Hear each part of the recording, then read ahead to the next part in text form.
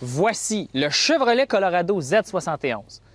C'est probablement ma version préférée ou la version pour moi dans la nouvelle gamme de camionnettes intermédiaires de GM. Vous savez que je ne suis pas une personne de camionnette, mais aujourd'hui, je vais faire un effort, essayer de vous décrire cette nouvelle génération de camionnettes qui m'a été prêtée par GM Canada. Donc, on va essayer ça. Voyons. Salut Alex!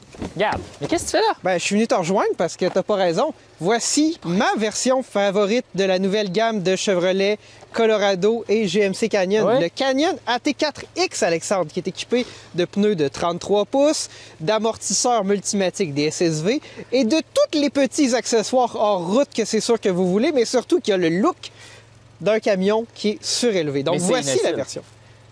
Mais c'est inutile. Ben, c'est discutable. Ok, mais c'est bref, discutable. bienvenue dans un nouvel épisode de Plus des millages. Allons-y.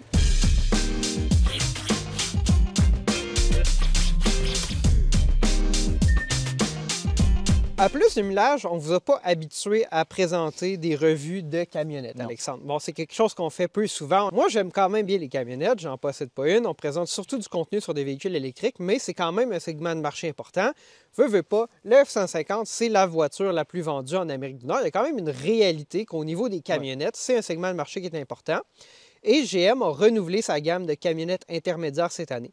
Donc, on avait déjà les Colorado et Canyon jusqu'à 2023, qui étaient d'ancienne génération. La génération est renouvelée cette année. Donc, pour 2024, des tout nouveaux Hey, modèles. tu serais surpris de savoir que c'est 2023 l'année modèle de ceux-là, pareil. C'est ça qui est particulier. Effectivement, parce Mais qu'ils ont été lancés c'est- très, très tôt. Ils, en fait, se sont en comme 2023. suivis, mais en tout cas, peu importe. Donc, c'est des modèles qui ont été introduits cette année, équipés du moteur 2,7 litres turbo compressé avec la transmission 8 vitesses, la même mécanique que dans les GMC Sierra et les Silverado. Mais on a une gamme qui est vraiment plus réduite cette année. On va vous parler des configurations de cabine et de boîte. En fait, il n'y en a qu'une seule. Puis dans le fond, moi, la raison aussi pourquoi j'avais envie d'essayer ces véhicules-là, parce que comme je vous dis, je suis vraiment pas un public de camionnettes, c'est parce qu'ils avaient des moteurs turbo-compressés beaucoup plus petits maintenant.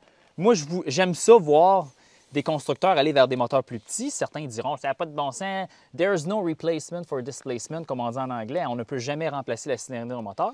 Moi, j'aime ça voir ces efforts-là d'ingénierie.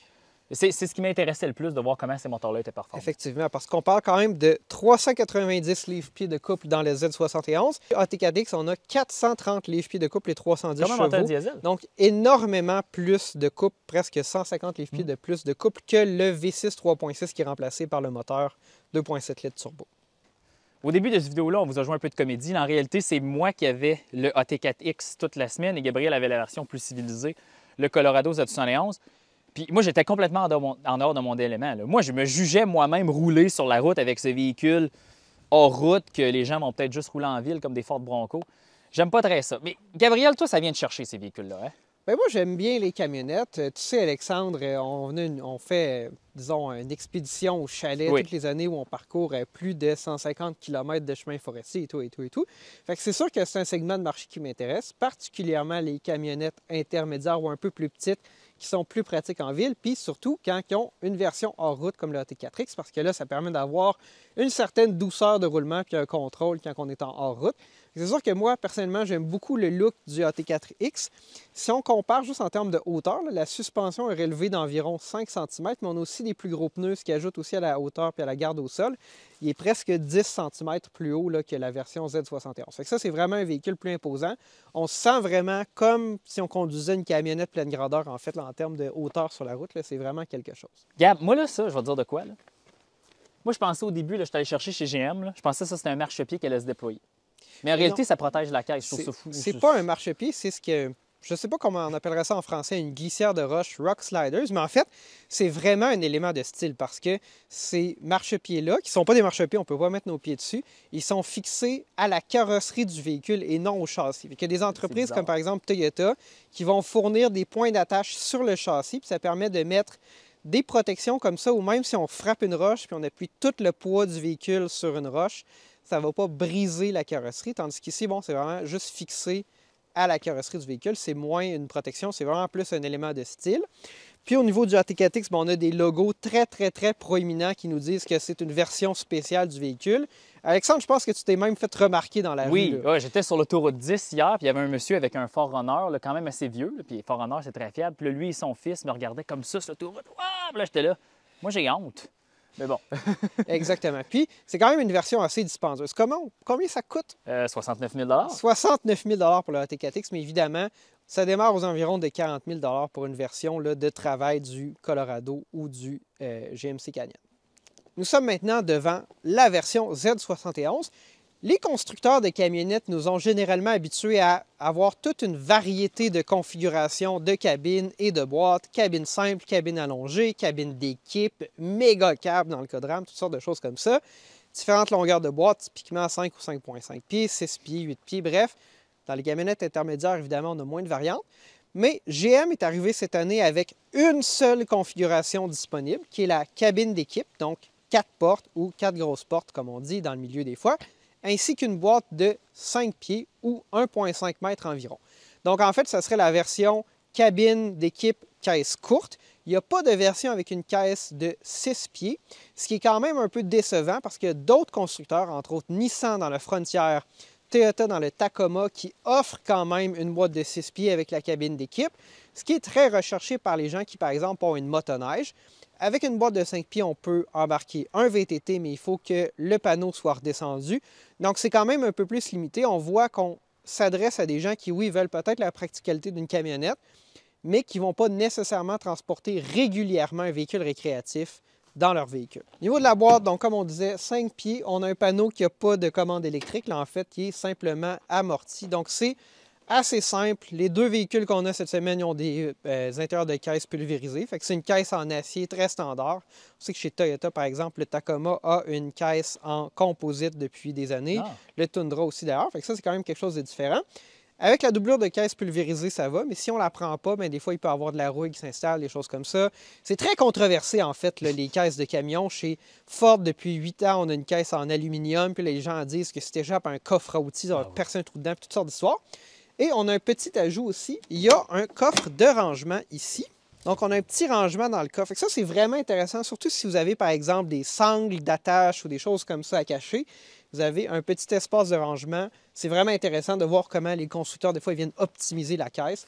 On a aussi une prise 110 volts, 400 watts. Donc, c'est assez limité. Pas nécessairement des gros outils. Je pense que c'est vraiment plus pertinent pour quelqu'un qui veut, par exemple, recharger des batteries d'outils sans fil, ce genre de choses-là. Mais on n'est pas avec le Pro Power On Board de Ford puis 7,2 kW de puissance, vraiment. J'ai remarqué quelque chose aussi. Dans le fond, dans la génération précédente du Colorado Canyon, on avait ce petit marchepied pour embarquer dans la boîte. Dans la AT4X, on n'a pas ça. Oui, en fait, c'est pour augmenter probablement l'angle d'attaque ou l'angle de départ. Donc, si on est en route, on veut être capable de démarrer une montée ou quitter une descente, bref, sans qu'il y ait de pare-choc qui frotte par terre. Donc, c'est un peu une des, pas des inquiétudes, là, mais c'est une des considérations qui ont été mises dans le design du AT4X. Puis, évidemment, on a quelque chose de plus civilisé dans le Z71. Les camionnettes sont souvent prisées pour leur capacité de remorquage. Donc, en fait, dépendamment de la motorisation choisie, il y a deux capacités de remorquage possibles. Les versions de travail, disons Work Truck du Colorado, peuvent transporter jusqu'à 3500 livres. En fait, peuvent tirer ou remorquer 3500 livres avec le petit moteur, mais c'est possible de les équiper de la même motorisation qu'on a aujourd'hui, qui a 310 chevaux, 390 livres-pieds de couple. Et alors là, la capacité de remorquage est rehaussée à 7700 livres, ce qui est pas mal dans ce qui se fait de mieux dans la catégorie. La plupart des camionnettes intermédiaires ont dans les 7000 quelques livres. Évidemment, c'est beaucoup, c'est plus que la masse elle-même du véhicule. Il faut quand même faire attention. C'est pas le véhicule que je priserais si j'avais une charge de 7000 livres à remorquer. Je pense qu'une camionnette pleine grandeur serait plus appropriée. Mais on a quand même cette capacité-là. Évidemment, on a une attache remorque 2 pouces ainsi qu'une prise à 4 et une prise à 7 brins qui peuvent contrôler les freins électriques de remorque, par exemple. On est maintenant sous le capot du Canyon AT4X. On voit que le seuil de capot est vraiment très élevé. C'est un véhicule qui est très haut pour une camionnette intermédiaire. Donc, c'est ici le cœur de la bête, la nouvelle motorisation. C'est le 2.7 turbo de GM. Mais ce moteur-là, en fait, il est avec nous dans une variante ou une autre depuis 2019. Donc, il a été introduit dans les camionnettes pleine grandeur. À l'époque, il produisait 310 chevaux, 348 livres-pieds de couple avec de l'essence ordinaire. Puis, en 2022, 2022.5, en fait, là, deuxième moitié de l'année, il a été introduit dans une version améliorée qui produisait toujours 310 chevaux, mais 430 livres-pieds de couple. Et puis, ce qu'on a dans les Colorado et Canyon, ce sont des versions réduites en couple ou en puissance ou la pleine version dans le AT4X. Donc ici, on a 310 chevaux, 430 livres-pieds de couple et ça diminue à 390 livres-pieds de couple dans le Z71, Trail Boss et autres, quoique on peut avoir ce couple-là en option. On fait reprogrammer le moteur. Et puis, une version, je crois, 237 chevaux, là, beaucoup moins de couple dans les Work Truck. Donc, c'est un moteur qui produit énormément de couple, même avec de l'essence ordinaire. Mais ce qu'il faut comprendre, c'est que ce couple-là, il n'est pas développé, par exemple, à 1800 tours, comme dans plein de petits moteurs turbo qui développent beaucoup de couple à bas régime. Ici, on a beaucoup plus de couple, mais ce couple-là est développé à 3000 tours. Donc, ça arrive progressivement. Puis là, de 3000 à 5000 tours environ, on a tout le couple, mais ça se comporte presque comme un moteur diesel. On a l'impression que c'est soit on n'a pas de couple ou on appuie sur le champignon, puis là, on a énormément de couple, mais on entend aussi beaucoup le moteur, on sent qu'il travaille. Bon, GM, évidemment, c'est les maîtres du V8, puis si on compare ce moteur-là à un V8 6.2 litres, ils ont presque le même couple, 460, 430 livres-pieds de couple, ça s'approche, mais c'est pas du tout la même expérience en termes de douceur, de roulement puis de conduite. Puis aussi une particularité, c'est que GM a associé le 2.7 uniquement à une transmission 8 vitesses GM, qui n'est pas la transmission 10 vitesses co-développée avec Ford, qui est utilisée dans les versions avec un V8. Nous voici maintenant à l'intérieur du Chevrolet Colorado. Évidemment, Canyon Colorado, l'intérieur, là, se ressemble beaucoup. C'est un peu la finition qui change les couleurs, mais à la fin, c'est le même équipement pour les deux. Qu'est-ce qu'on a ici? Bien, on a la toute nouvelle génération de système de commande et d'infodivertissement de GM qu'on va retrouver dans les véhicules électriques Equinox EV, Blazer EV, Silverado EV. Mais ici, comme avec le Chevrolet Trax, c'est comme les premières implémentations de ces nouveaux combinés d'instruments et systèmes d'infodivertissement-là, incluant aussi tout du nouveau, un mot anglophone, on appelle switchgear. Moi, je vais inventer un mot québécois qui s'appelle de la boutonnerie. Bien, c'est tous les nouveaux contrôles GM. Aussi, on aurait le levier de vitesse pour les véhicules électriques ici. Le nouvel écran central qui est un module semi-intégré avec le combiné d'instruments ici, climatisation, là, levier de vitesse, tout ça maintenant se fait standardiser chez GM, comme on verrait chez d'autres constructeurs comme Hyundai qui standardisent tout son équipement pour évidemment réduire les coûts et accélérer, dans le fond, les délais d'ingénierie. Et dans cette génération de véhicules-là, malheureusement, il y a des choses qui vont être améliorées, des choses qui ne sont pas intuitives du tout. Par exemple, dans les véhicules GM, habituellement, vous allez le voir à l'écran, on a un combiné d'instruments très simple et chez GM, souvent avec le volant, on peut passer au travers de toute l'information nécessaire, consommation d'essence, température de l'huile, température de transmission, votre odomètre, trip 1, trip 2, économie de tout ça. Mais là, dans cette nouvelle génération de véhicules-là, et j'ai confirmé que ça se prolifère sur d'autres modèles GM, si vous voulez changer l'information, vous devez aller dans le système d'infodivertissement. Il faut changer l'information qu'on veut répéter dans le combiné d'instruments à partir de l'écran d'infodivertissement. Attendez, on n'est pas dans une Tesla, là. On est dans une camionnette intermédiaire de GM. Ça devrait être simple. Ça devrait être le bouton ici, qui est le bouton dans tous les véhicules GM changer l'information, mais tout ce qu'il fait, c'est qu'il opère la radio. Je ne comprends pas. Et clairement, c'est du développement pas terminé, parce qu'en réalité, c'est des lignes de code, ça, faire fonctionner ça. Ça, c'est peu intuitif, puis je comprends pas pourquoi GM s'est rendu là.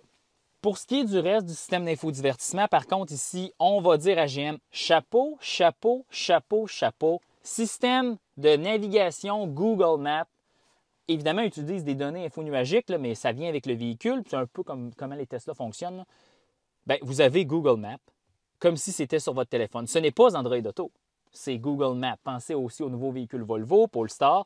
Merveilleux. Tous les constructeurs devraient juste appliquer cette technologie et arrêter de dépenser des millions de dollars dans des systèmes de navigation embarqués qui sont uniques à leurs constructeurs. Et pour ce qui est du confort pour les passagers, à l'avant, on est très bien assis dans ces véhicules-là. On peut ajuster le siège beaucoup. Le volant se prend très bien en main. Il est télescopique. Faites attention, version Work Truck et Trail Boss, le volant n'est pas télescopique. Mais on est bien assis. J'aime beaucoup le nouveau volant GM. Et aussi, ce qui est bien du nouveau système GM, c'est que l'écran est très près de votre main. Donc, allez changer les commandes. C'est relativement, ça ne vous dérange pas trop les yeux de la route. Donc, ça, c'est bien. Donc, si vous faites beaucoup de route, ces véhicules-là sont très confortables. Même le AT4X, que j'ai fait 150 km de Montréal jusqu'à ici, c'est très confortable sur autoroute, même avec les énormes pneus. Nous sommes maintenant à l'arrière du Chevrolet Colorado. Puis, je dois dire que c'est l'endroit où, je ne sais pas, peut-être que je n'avais pas bien formulé mes attentes, mais je m'attendais à ce qu'il y ait quand même de l'espace ici à l'arrière. C'est tout de même un véhicule à cabine d'équipe, une camionnette à cabine d'équipe. Mais ce qu'on réalise, c'est qu'en fait, c'est assez exigu comme espace à l'arrière. Évidemment, pour des enfants, il n'y aura pas de problème. Mais pour des adultes, moi qui mesure environ 1,70 m, là, mes genoux sont très près du siège d'en avant. J'ai relativement peu d'espace pour la tête, surtout qu'on a un véhicule avec un toit ouvrant. Donc, c'est assez limité en termes d'espace. Mais ça, c'est tel que tel. On peut quand même accepter que c'est une camionnette intermédiaire. La réalité, c'est que souvent, ça ne sera pas un véhicule familial. Les gens qui veulent une camionnette pour la famille achètent des camionnettes pleine grandeur où on a un salon à l'arrière immense avec énormément de dégagement pour les jambes. Ce qui est un peu décevant ici, c'est l'organisation de l'espace, surtout pour entrer du bagage. Mais on va vous montrer des images. En fait, c'est vraiment, on ne peut pas avoir un plancher plat ou une surface plane sur laquelle mettre une glacière, des bacs, des choses comme ça. Donc, c'est soit on utilise les sièges tels qu'ils sont, relativement peu d'espace entre les sièges avant et sièges arrière, il faut mettre du bagage sur les sièges, ou on peut relever en fait l'assise du siège, mais ça nous donne un plancher qui n'est pas plat parce qu'il y a comme des rangements, puis c'est vraiment pas une surface pratique. Généralement, les camionnettes intermédiaires, on peut rabaisser le dossier du siège, puis au moins se donner une surface plane, mais qui est plus haute, mais qui est plane. Le Tacoma, par exemple, permettait de faire ça, mais c'est pas possible dans cette camionnette-là. Puis là, je pense que ça va vraiment nécessiter une amélioration parce que ça m'apparaît là, vraiment peu pratique. Nous voici maintenant au volant du Canyon AT4X. Alexandre, qu'est-ce que tu en penses? Bien, moi, je suis pas un fan de camions. Puis là, on en a parlé au début du vidéo. C'est du contenu qui est un peu différent de ce qu'on fait d'habitude, mais on a eu l'opportunité de GM d'avoir deux véhicules similaires, malgré que ce pas des véhicules électriques ou hybrides ou plus raisonnables environnementalement ou d'une façon durable. Bien, on a décidé de les essayer.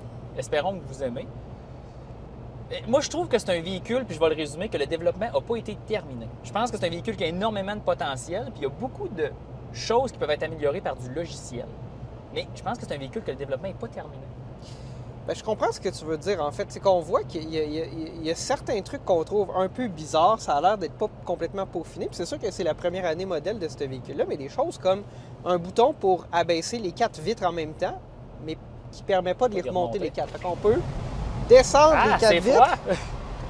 Mais là, ensuite, il faut manuellement toutes les remonter les 4 avec les 4 boutons séparés. Ce genre de choses-là, c'est un peu bizarre. Bien, le fait aussi que le combiné d'instruments, les gens ici qui ont des GM, vous savez, d'habitude, les combinés d'instruments GM sont remplis d'informations. Vous avez tout ça dans Canyon et le Colorado. Mais là, il faut faire une manipulation supplémentaire. Aller dans l'écran central, changer la vignette d'information que vous allez vouloir. Puis à toutes les fois, mais pourquoi c'est pas juste sur le volant? Les boutons sont là sur le volant, ça contrôle juste la radio.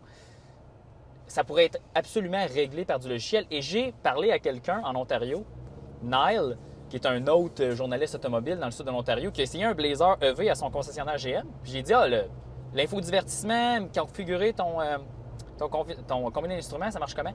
De la même façon. Fait que j'ai comme l'impression que tout le logiciel de nouvelle génération GM semble limité ici, mais ça pourrait être définitivement amélioré. Ouais. Au niveau du bruit, là, on accélère. C'est assez bruyant comme moteur. En fait, ce qui est particulier, c'est que la plateforme, on va dire le châssis, donc la suspension, les pneus, tout ça, l'habitacle est relativement calme, très doux. Sur l'autoroute, là, c'est vraiment un charme, c'est superbe. Mais quand on accélère pour aller à des vitesses d'autoroute, mais là, le moteur devient très bruyant. Le couple maximal est à environ 3000 tours. Ouais. Fait qu'on a 430 livres de pieds de couple. Beaucoup, hein? C'est comme un moteur vraiment diesel. énorme. C'est près d'un moteur diesel. Il n'y a pas très longtemps, le 3 litres Duramax produisait 460 livres pieds de couple. Le V8 5.3 litres chez GM, 383. Donc, on a vraiment énormément de couple, mais ce couple-là, il n'arrive pas à basse révolution comme dans bien des moteurs turbo. Et c'est très poussé, ça arrive à plus haut régime. Mais on a quand même 430 livres-pieds de couple.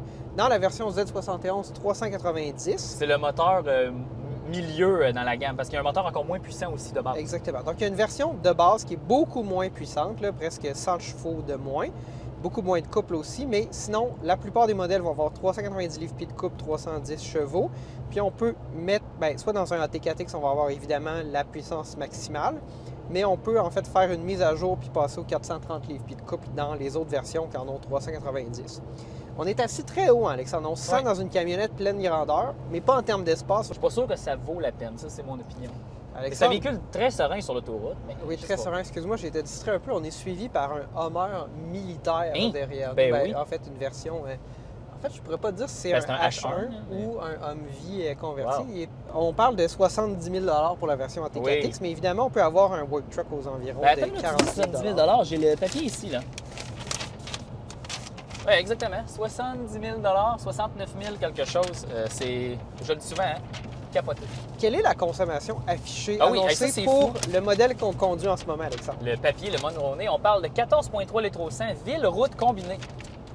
Vous allez faire 14,3 litres au 100 en ville, je l'ai fait.